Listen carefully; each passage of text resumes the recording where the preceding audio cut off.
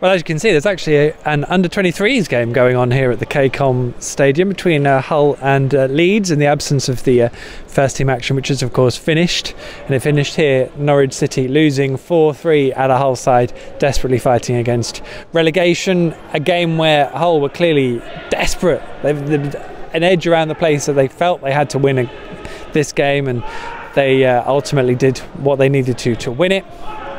They could have probably been 4-0 up inside the first 20 minutes. Norwich's defending, or first 18 minutes, Norwich's defending so poor, so open, not tracking runners from midfield, and ultimately playing against a side in Hull who were getting bodies forward very, very quickly. Often it was 4v4. So they broke through that line between the lines between midfield and Norwich's defence with ease, and did really well going forward. You then saw why they were in so much trouble straight afterwards, because James Maddison, Nelson Oliveira won a penalty off David Marshall, which was tucked away by James Maddison. James Maddison then scored a wonderful individual goal a minute later that should never have really slipped under David Marshall. So that was two mistakes in 2 minutes from the former Norwich City goalkeeper, of course. And later on, then there was another stupid challenge on Hernandez, I think it was, and Maddison got the chance to complete his hat-trick from the spot and duly did it. 3-1 up after 31 minutes, I think it was, and that's a great position when Norwich probably should have been 4-0 down in the first 20 minutes.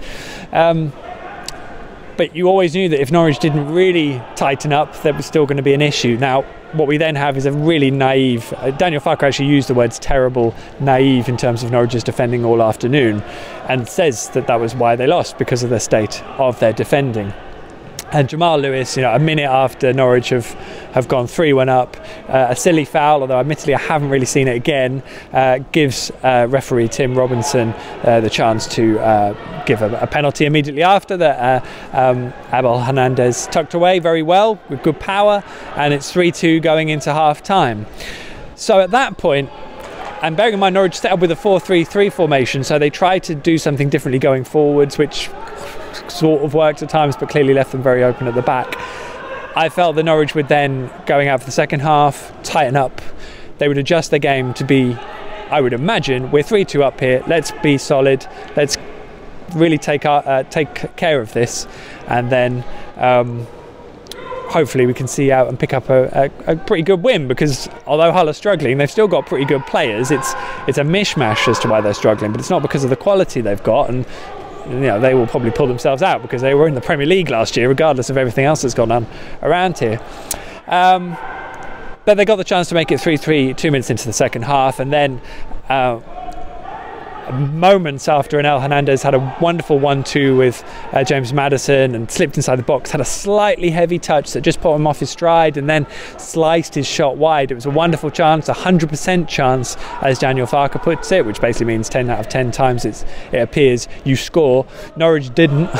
And moments later, Harry Wilson, who was excellent, on loan from Liverpool I believe, really good lively player, cut inside. Again, the defending was fairly atrocious. Angus Gunn also got a palm on the shot, but it was just too strong for him, and that gave Hull a 4-3 lead that actually, given the circumstances of everything else around them, was exactly what they wanted, the position they wanted in. They fought really hard. They continued to give Norwich problems going forward as Norwich kind of overcommitted to try and chase the game, and ultimately saw out an excellent win for them that probably will be the start of enough points to keep them out of championship trouble, because they should be. And I think that's really it. Nelson Oliveira was back in the side and did okay. Marley Watkins got a chance to shine and didn't really deliver it. Maurice Leitner, of course, went off in the first half with what is apparently a hamstring injury. Obviously they'll have to get it scanned to see how big the tear would be, but that's a blow because he's going to obviously be out at least a couple of weeks. It might be 4, 5, 6, 7, 8 depending on how bad the injury is, although he was walking around, so that does bode well. James Maddison has got a cough. He clearly doesn't feel particularly well, and his first career hat-trick wasn't really putting a smile on his face, so that was a real disappointment because it was a great day for him. But he is struggling, I think, with a cold, so if this has taken it out of him and his body doesn't recover very well, then we wouldn't really want to be missing Maddison and Leitner come Barnsley and the trip to Oakwell on Tuesday night. That would be pretty unfortunate, really. And yeah, I probably should just add that I do feel Jamal Lewis is struggling at the moment.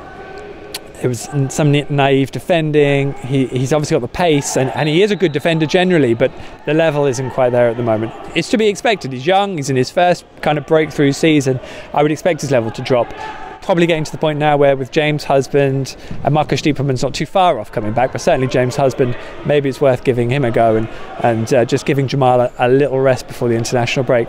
That's just my opinion. You will have noticed there's one thing I haven't spoken about, which was, let's be fair, Norwich's defending all across the game, put them in an awful position, horrendous.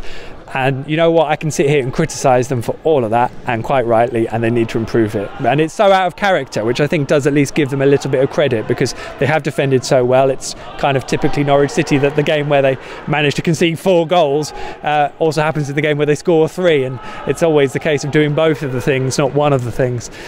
But let's be clear, Norwich had a plan going into the second half. 2 minutes into that second half, referee Tim Robinson gives a penalty for a free kick that was delivered into the box, headed clear by the first man. No one goes down, no one appeals, and he'd already given it. To my mind, having then given what was effectively the 4th penalty of the game, it was as if he strode out for that second half going, I've got to give a penalty, I've got to even this up somehow.